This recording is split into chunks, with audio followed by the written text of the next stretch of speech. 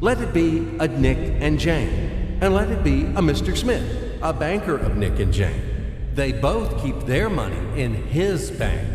That's why we use the title Mr. Smith with respect. Nick really wants to buy, well, let's say Jane's bicycle, but he has no money. More precisely, he has money, but not enough, only $10, while Jane wants $100 for her precious bicycle. That's a problem. What should Nick do? Well, this bicycle is so desirable. He gives Jane his $10 as a deposit and asks plaintively not to sell the bike to anyone. He says that he will bring the rest of the money soon. At the same time, he runs to his bank, to the respected Mr. Smith, to get a loan for the missing $90. As ill luck, Mr. Smith has no money at this moment, but he knows perfectly about $10, which Nick gave to Jane. And where will Jane bring his money to? That's right. She will put these $10 in her lovely bank to the same Mr. Smith. Therefore, Mr. Smith asks Nick to come back tomorrow in the hope that tomorrow he will get these $10. And everything happens this way. The next day, Jane brings $10 to the bank. The bank provides Nick these $10 on credit. Nick immediately gives them to Jane. She again puts them in a bank.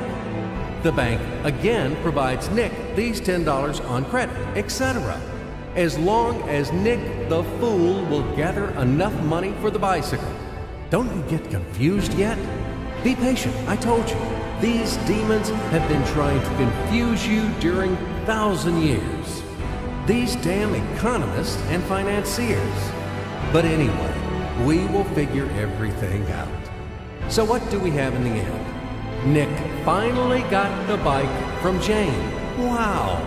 But at the same time, Nick owes $90 to the bank, Mr. Smith, and the bank, in its turn, owes $100 to Jane.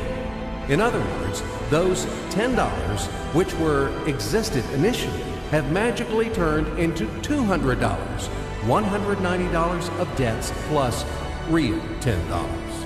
But these $10 would also turn into $1,000, even in a million or a billion, if Nick would make a more expensive purchase.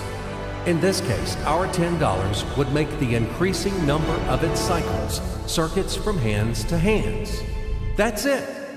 So, what happens in today's world? SOS!